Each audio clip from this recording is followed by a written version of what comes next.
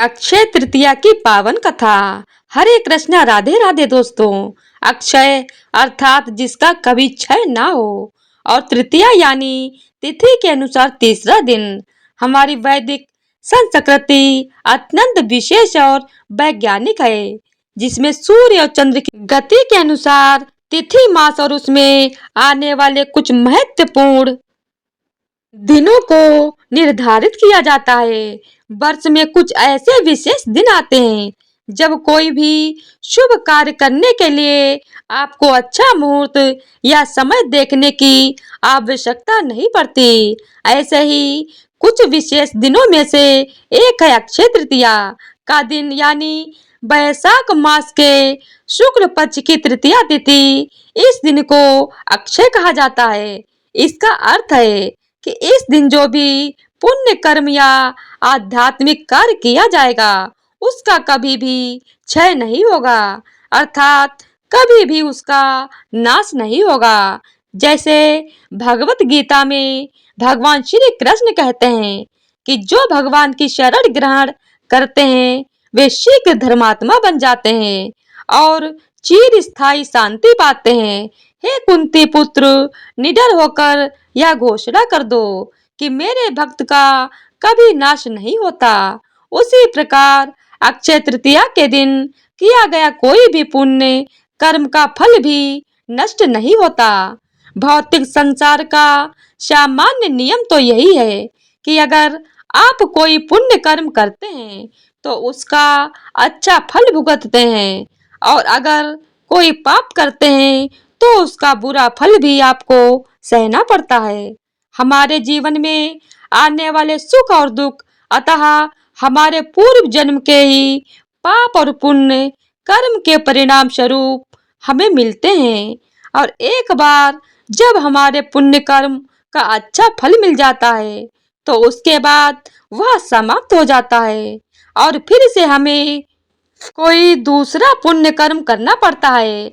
लेकिन अक्षय तृतीया ऐसा दिन है जब आप जितना अधिक मात्रा में आध्यात्मिक कार्य, पूर्ण कार्य या जप तप यज्ञ इत्यादि करते हैं उसका जो फल मिलता है वह चिरकाल तक आपके साथ रहता है, क्योंकि उसका कभी भी नाश नहीं होता। आइए आज हम इसी अक्षय तृतीया के उपलक्ष्य में उससे जुड़ी पौराणिक कथा सुनते हैं। इस कथा के विषय में कहा गया है कि जो व्यक्ति इस कथा को अक्षय तृतीया वाले दिन पूर्ण रूप से सुनता है, यानी शुरू से लेकर अंत तक सुनता है, उसे अक्षय पुण्य फल की प्राप्ति होती है। अक्षय तृतीया के दिन पढ़ी और सुनी जाने वाली भगवान श्री कृष्ण और सुदामा की यह धार्मिक कथा, क्योंकि अक्षय तृतीया वाले दिन ही सुदामा अपने बचपन के सखा भगवान श्री कृष्ण से आर्थिक सहायता मांगने गए थे। इस कहानी को सुनने मात्र से अक्षय फल की प्राप्ति होती है। एक ब्रह्मणी थी जो बहुत गरीब निर्धन थी, भिक्षा मांगकर जीवन यापन करती थी। एक समय ऐसा आया कि 5 दिन तक उसे भिक्षा नहीं मिली। वह प्रतिदिन पानी पीकर भगवान का नाम लेकर सो जाती थी।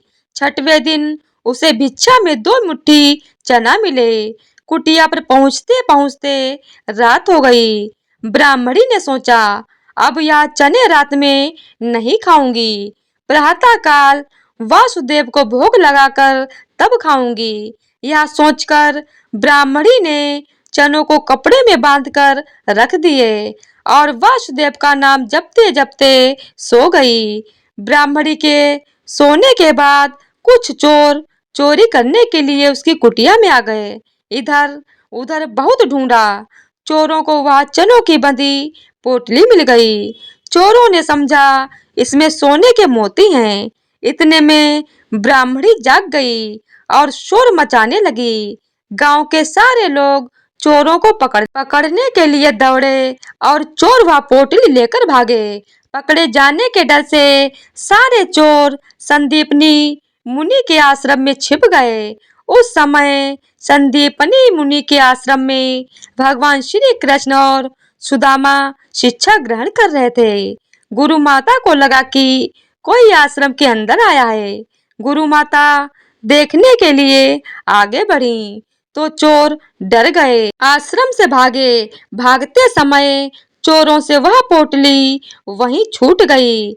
इधर भूख से व्याकुल ब्राह्मणी ने जब जाना कि उसके चने की पोटली चोर उठा ले गए, तो ब्राह्मणी ने श्राप दे दिया कि मुझे दीनहीन असहाय के जो भी चने खाएगा वह दरिद्र हो जाएगा। उधर प्रातः काल गुरु माता आश्रम में झाड़ू लगाने लगी, तो झाड़ू लगाते समय गुरु माता को वही चने की पोटली मिली। गुरु माता ने खोल कर देखी तो उसमें चने थे। कान्हा और सुदामा जंगल में लकड़ी लाने जा रहे थे। गुरु माता ने वह चने की पोटली सुदामा जी को दे दी और कहा, बेटा जब वन में भूख लगे तो दोनों लोग यह चने खा लेना। सुदामा जी जन्मजात ब्रह्मज्ञानी थे। उन्हें ज्ञात हो गया कि यह शापित चने हैं, इन्हें कान्हा को किसी सूरत में नहीं खाने देना है।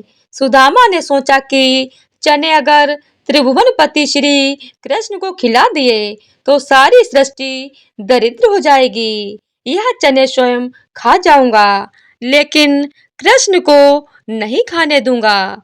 और सुदामा जी ने सारे चने खुद खा लिए।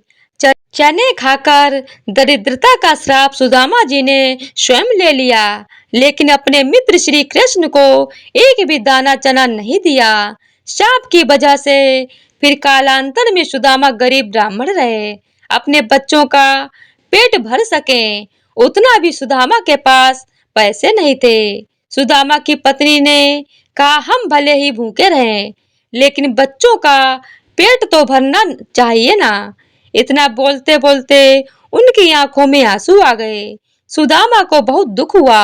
उन्होंने कहा, क्या कर सकते हैं, किसी के पास मांगने थोड़े ही जा सकते हैं। पत्नी ने सुदामा से कहा, आप कई बार कृष्ण की बात करते हो, आपकी उनके साथ बहुत मित्रता है, ऐसा कहते हो। वे तो द्वारिका के राजा हैं, वहाँ क्यों नहीं जाते, जाइए ना, वहां से कुछ भी मांगना नहीं पड़ेगा। सुदामा को पत्नी की बात सही लगी और सुदामा ने द्वारिका जाने का तय किया। पत्नी से कहा, ठीक है, मैं कृष्ण के पास जाऊंगा, लेकिन उनके बच्चों के लिए क्या लेकर जाऊं। सुदामा की पत्नी पड़ोस में से भुने चावल यानी पोहे ले आई। उसे फटे हुए कपड़े में बांधकर उसकी पोटली बनाई। सुदामा उस पोटली को लेकर द्वारिका जाने के लिए निकल पड़े। द्वारिका देखकर सुदामा जी तो दंग रह गए, क्योंकि पूरी नगरी सोने की थी। वहां के लोग बहुत सुखी थे। सुदामा पूछते पूछे कृष्ण के महल तक पहुंच गए। दरबान ने साधु जैसे लगने वाले सुदामा से पूछा, ओ भाई, तुम कौन हो और तुम्हारा यहाँ पर क्या काम है। सुदामा ने जवाब दिया, मुझे कृष्ण से मिलना है, वह मेरा मित्र है। अंदर जाकर कहिए कि सुदामा आपसे मिलने आए हैं। दरबान को सुदामा के वस्त्र देखकर हंसी आ गई। उसने जाकर कृष्ण को बताया। सुदामा का नाम सुनते ही कृष्ण खड़े हो गए और सुदामा से मिलने दौड़ पड़े। सभी आश्चर्य से देख रहे थे कि कहाँ का राजा और कहाँ ये साधु। कृष्ण सुदामा को महल में ले गए। संदीपनी ऋषि के गुरुकुल के दिनों ही यादें ताजा की। सुदामा कृष्ण की समृद्धि देखकर शर्मा गए। सुदामा पोहे की पोटली छुपाने लगे, लेकिन श्री कृष्ण ने उसे खींच लिया। भगवान श्री कृष्ण ने उसमें से पोहे निकाले और खाते हुए बोले, ऐसा अमृत जैसा स्वाद मुझे और किसी में नहीं मिला। बाद में दोनों खाना खाने बैठे। सोने की थाली में अच्छा भोजन परोसा गया। उसे देखकर सुदामा का दिल भर आया। उन्हें याद आया कि घर पर बच्चों को पूरा पेट भर खाना भी नहीं मिलता है। सुदामा वहाँ 2 दिन रहे। वे भगवान श्री कृष्ण के पास कुछ मांग नहीं सके। तीसरे दिन वापस घर जाने के लिए निकले। भगवान श्री कृष्ण सुदामा के गले लगे और थोड़ी दूर तक छोड़ने गए। घर जाते हुए सुदामा को विचार आया कि घर पर पत्नी पूछेगी कि क्या लाए हो तो मैं क्या जवाब दूंगा। मन ही मन सोचते विचारते सुदामा घर पहुंचे। वहां उन्हें अपनी झोपड़ी नजर ही नहीं आई। उतने में ही एक सुंदर घर में से उनकी पत्नी बाहर आई। उसने सुंदर कपड़े पहने थे। पत्नी ने सुदामा से कहा, देखा कृष्ण का प्रताप, हमारी गरीबी चली गई। कृष्ण ने हमारे सारे दुख दूर कर दिए। सुदामा को कृष्ण का प्रेम याद आया। उनकी आंखों में खुशी के आंसू आ गए। वह दिन अक्षय तृतीया का था। तब से प्रति अक्षय तृतीया पर श्री कृष्ण सुदामा की यह कथा सुनाई जाती है। कृष्ण और सुदामा का प्रेम यानी सच्चा मित्र प्रेम। सच्चे प्रेम में ऊंच या नीच नहीं देखी जाती और ना ही अमीरी गरीबी देखी जाती है। इसीलिए आज इतने युगों के बाद भी दुनिया भगवान श्री कृष्ण और सुदामा की दोस्ती को सच्चे मित्र प्रेम के प्रतीक के रूप में याद करती है। तो एक बार प्रेम से बोलिए जय श्री कृष्णा, राधे राधे। तो आइए अब सुनते हैं अक्षय तृतीया के दिन सुनी जाने वाली भगवान परशुराम की कथा, जिसे सुनने मात्र से अक्षय फल की प्राप्ति होती है। हिंदू पंचांग के अनुसार हर साल वैशाख मास के शुक्ल पक्ष की तृतीया तिथि को अक्षय तृतीया के साथ परशुराम जयंती मनाई जाती है। बता दें कि भगवान परशुराम विष्णु जी के छठे अवतार हैं। उनका जन्म प्रदोष काल में हुआ था। भगवान परशुराम का नाम उनके माता पिता ने रामभद्र रखा था। वहीं इनका जन्म का नाम महर्षि कर्ण ने कौटिकर्ण रखा था। महाभारत और विष्णु पुराण के अनुसार परशुराम का मूल नाम राम था, किंतु जब भगवान शिव द्वारा उन्हें परशु नामक अस्त्र प्रदान किया गया तो उनका नाम परशुराम हो गया। परशुराम मूलतः ब्राह्मण थे, परंतु चरु के प्रभाव के कारण वह क्षत्रियोचित व्यवहार करते थे। 15 वर्ष की आयु में ही उन्होंने अपने दादा रचिक और पिता जमदग्नि से वेद और धनुर्वेद की भी शिक्षा प्राप्त कर ली थी। संजीवनी विद्या जो भार्गव वंश में वंशानुगत दी जाती थी की भी विधिवत शिक्षा उन्होंने अपने दादा रचिक एवं पिता जमदग्नि से प्राप्त की। परुष चलाने की शिक्षा भगवान शंकर के सानिध्य में इन्होंने गणेश जी से प्राप्त की थी। कैलाश पर्वत पर स्थित भगवान शंकर के आश्रम में विद्या प्राप्त कर परशुराम ने वशिष्ठ दिव्यास्त्र परुष प्राप्त किया था। यह परुष भगवान शंकर के उसी महातेज से निर्मित हुआ था, जिससे भगवान विष्णु का सुदर्शन चक्र और देवराज का इंद्र का वज्र बना था। परशुराम रुरु नामक मृग का चर्म धारण करते थे और कंधे पर धनुष बाण एवं हाथ में परशु लेकर चलते थे। परशुराम शस्त्र विद्या के महान गुरु थे। उन्होंने भीष्म, द्रोण व कर्ण को शस्त्र विद्या प्रदान की थी। श्रीमद् भागवत के अनुसार एक बार परशुराम की माता रेणुका दैनिक नियमानुसार संध्या वंदन और यज्ञ के लिए गंगा जल लेने गंगा के तट पर गईं।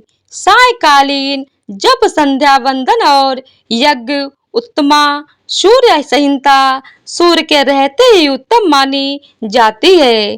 जिस समय रेणुका नदी तट पर जल लेने गई, उसी समय गंधर्व मृतिकावत के पुत्र राजा चित्ररथ गंधर्व राज का जलयान वहां रुका। चित्ररथ अपनी अप्सराओं के साथ वहां जल क्रीड़ा करने लगे। रेणुका ने सोचा कि यह लोग स्नान करके चले जाएं, तो मैं पूजा और संध्या के लिए स्वच्छ जल लेकर आश्रम को जाऊं। इक्ष्वाकु क्षत्रिय वंशी होने के कारण रेणुका के विचारों में स्वच्छंदता थी। उसे भार्गवों के द्वारा निर्मित नीति पंथ का ज्ञान नहीं था। इसी अज्ञानता के कारण उससे नीति पंथ का उल्लंघन हो गया। चित्ररथ को जल क्रीड़ा करते देख वह मानसिक विकार से अपनी सुध बुध खो बैठी। उनके मन में विचार आने लगा कि वह भी राजकुमारी थी और अगर उसका विवाह भी किसी राजकुमार से हुआ होता तो वह भी इसी प्रकार जल क्रीड़ा और अन्य प्रकार से राजकुमारियों की तरह मनोरंजन कर सकती थी। चित्ररथ को स्त्रियों के साथ जल क्रीड़ा करते देख रेणुका ने जमदग्नि का चिंतन प्रारंभ किया। देवी के मन में विचार आया कि मुनीश्वर शिव स्वरूप जमदग्नि के समागम में यह जल क्रीड़ा की जा सके तो यह तीर्थ सार्थक हो जाएगा। जिस समय रेणुका को जल क्रीड़ा करते हुए चित्ररथ और उनकी अप्सराएं दिखाई पड़ी, उस समय उनके मन में आश्रम जीवन के साथी राजकन्या के उपयुक्त जल क्रीड़ा की इच्छा जागृत हुई। मानसिक विकार आ जाने की वजह से रेणुका का चित्त स्थिर नहीं हो पा रहा था, जिसकी वजह से उनके द्वारा रेत से कच्चा घड़ा नहीं बन पा रहा था। बार बार प्रयत्न करने पर भी वह बिखर जाता था और इसी प्रयास में सारा समय बीत गया। सुध आने पर वह स्मरण होने पर वह अपने गीले वस्त्र समेट कर जल्दी से जमदग्नि के आश्रम की ओर आ गई। रेणुका को आश्रम आने में काफी देर हो गई थी। इतने में सूर्य अस्त होकर चंद्र उदय हो चुका था। अग्निहोत्र के पूर्व पहुंचने का नित्य क्रम इस दिन टल चुका था। देवगण और अतिथिगणों की पूजा का समय निकल चुका था। मानसिक विकार से युक्त होने के कारण रेणुका का ब्रह्म तेज समाप्त हो गया था। वह खाली हाथ वापस आई थी। उसे इस रूप में देखकर महर्षि जमदग्नि ने अपनी योग विद्या से सब जान लिया। यह सब जानने के बाद उनके क्रोध की सीमा ना रही। उन्होंने रेणुका से कहा, तुम्हारा चित्त पर पुरुष में लग गया है, अब तुम मेरी अर्धांगिनी होने का अधिकार खो बैठी हो। उन्होंने कहा, ब्राह्मण का शरीर क्षुद्र सांसारिक काम के लिए नहीं है, कठोर तप के लिए है और साधना के लिए है। दीपक की भांति जलते रहकर सबको प्रकाश देने के लिए है। तब रेणुका ने कहा, मेरे हृदय में केवल आपकी मूर्ति रहती है। मेरे मन में आपके अलावा किसी अन्य का विचार नहीं आता है। नारायण स्वयं मेरे पुत्र हैं। मैं अन्य के प्रति अपनी कामना कैसे कर सकती हूँ। उसके बाद रेणुका ने कहा, मेरे मन में जो था वह मैंने आपको कह दिया है। अब धर्म के अनुसार जो उचित है वह निर्णय आप करें। इस पर महर्षि जमदग्नि ने कहा, घृणित कार्य करती हो और धर्म की बातें करती हो, तुम निश्चय ही वध के योग्य हो। महर्षि जमदग्नि ने रेणुका के व्यवहार के कारण अपने पुत्रों से उसका वध करने को कहा, परंतु चारों अग्रज पुत्रों ने ऐसा करने से मना कर दिया। इसके बाद उन्होंने अपने पुत्र परशुराम को अपनी माता रेणुका का वध करने को कहा। जमदग्नि ने परशुराम से कहा, तुम्हारी माता ने मदन रूप में चित्ररथ गंधर्व को गंगा तट पर देखा है। तेरी माता का चित्त दुराचारी हो गया है। तुम्हारी माता ने भार्गव द्वारा निर्मित और अनुकरणीय नीति पंथ का उल्लंघन किया है। मेरी आज्ञा से तुम अपनी माँ का वध करो। यदि तुम मेरे पुत्र हो तो अपनी माँ का मस्तक काट डालो।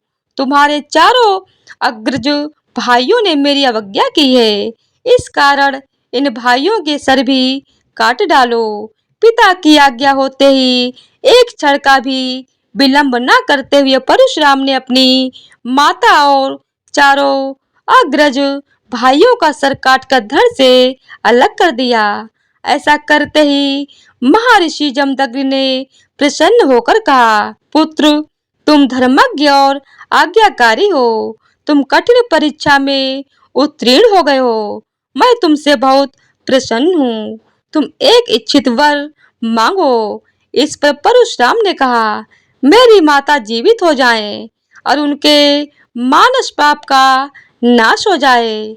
मेरे चारों भाई जीवित और स्वस्थ हो जाएं और उन्हें मेरे द्वारा मारे जाने की याद ना रहे।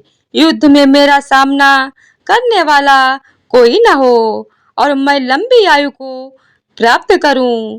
महर्षि जमदग्नि ने उन्हें आशीर्वाद देते हुए कहा, ऐसा ही होगा।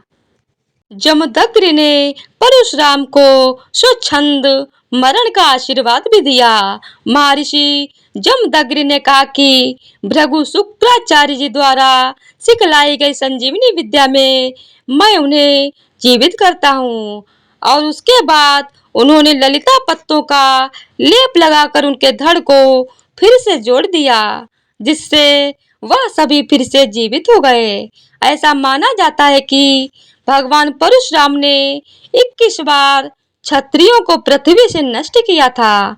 धर्म ग्रंथों में वर्णित है कि नर्मदा नदी के किनारे महिष्मती नामक स्थान पर हया वंश का साम्राज्य था। इसी वंश के एक राजा कृतवीर थे। भार्गव वंशी ब्राह्मण इनके राजपुरोहित थे। परशुराम के पिता महर्षि जमदग्नि जो भार्गव प्रमुख थे, उनका कृतवीर के साथ मधुर संबंध था। कृतवीर के पुत्र का नाम अर्जुन था। इस कारण अर्जुन को कार्तवीर्यार्जुन भी कहा गया। कार्तवीर्यार्जुन ने अपनी आराधना से भगवान दत्तात्रेय को प्रसन्न किया। भगवान दत्तात्रेय को ब्रह्मा, विष्णु और महेश तीनों देवों का अवतार माना जाता है।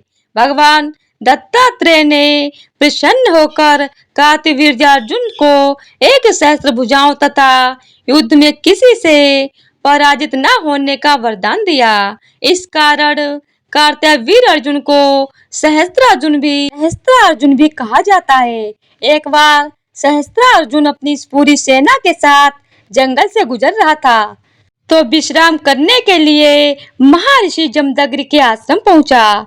महर्षि जमदग्नि के पास देवराज इंद्र द्वारा प्राप्त कपिला कामधेनु गाय थी। यह कोई साधारण गाय नहीं, वरन दैवी गुणों से युक्त एक वशिष्ठ गाय थी। इस गाय की सहायता से महर्षि जमदग्नि ने राजा और उसकी पूरी सेना के लिए भोजन का प्रबंध किया।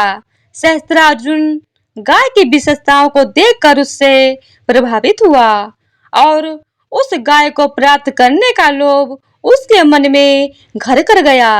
सहस्त्रार्जुन ने उस गाय को जमदग्नि ऋषि से मांगा, परंतु उन्होंने इसे देने से इनकार कर दिया। क्रोध में आकर सहस्त्रार्जुन ने पूरे आश्रम को तहस नहस कर दिया और बलपूर्वक कपिला कामधेनु को ले जाने का प्रयास करने लगा। लेकिन गाय उससे छूटकर स्वर्गलोक में इंद्र के पास चली गई, जिससे सहस्त्रार्जुन को वह गाय हासिल न हो सकी। लेकिन महर्षि जमदग्नि को दोहरा नुकसान झेलना पड़ा। एक तरफ उनका आश्रम तहस नहस हो गया तथा दूसरी ओर उनकी विशिष्ट कपिला कामधेनु गाय भी उनके पास से चली गई।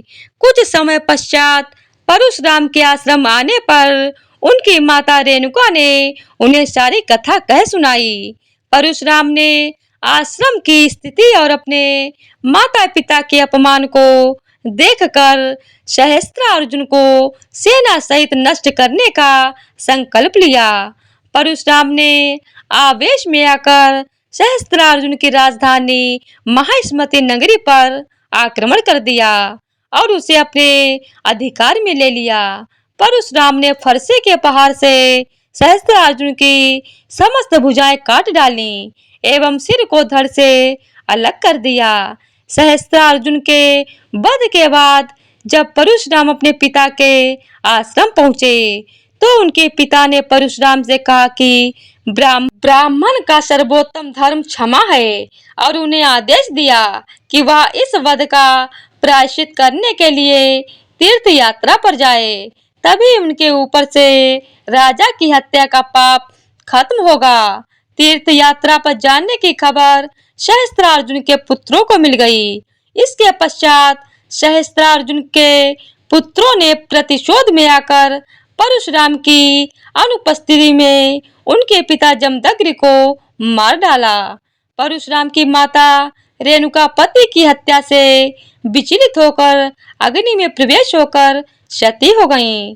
इसके बाद परशुराम ने प्रतिज्ञा ली कि मैं हाय वंश के सभी क्षत्रियों का नाश करके ही दम लूंगा। इसके बाद परशुराम ने 21 बार पृथ्वी को क्षत्रियों से मुक्त किया। वह क्षत्रियों को ढूंढ ढूंढ कर एकत्र करते और कुरुक्षेत्र में ले जाकर उनका वध करते।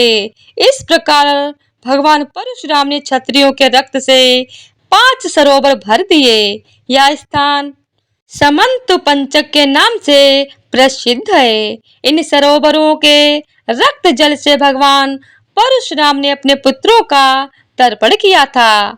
महर्षि रचक ने प्रकट होकर परशुराम को ऐसा कृत्य करने से रोका। इसके पश्चात उन्होंने अश्वमेध महायज्ञ किया और महायज्ञ में प्राप्त पृथ्वी महर्षि कश्यप को दान कर दी।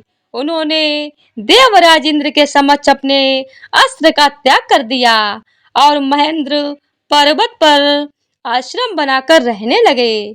तो आइए अब सुनते हैं अक्षय तृतीया की पावन कथा, जिसे सुनने मात्र से सभी मनोकामनाएं पूरी होती हैं। प्राचीन समय की बात है, जब यह पृथ्वी अनेक महान राजाओं और तेजस्वी ऋषि मुनियों से सुसज्जित थी। चारों ओर धर्म और सुख का वास था, लेकिन फिर भी कर्म का चक्र सबके लिए एक समान कहाँ होता है।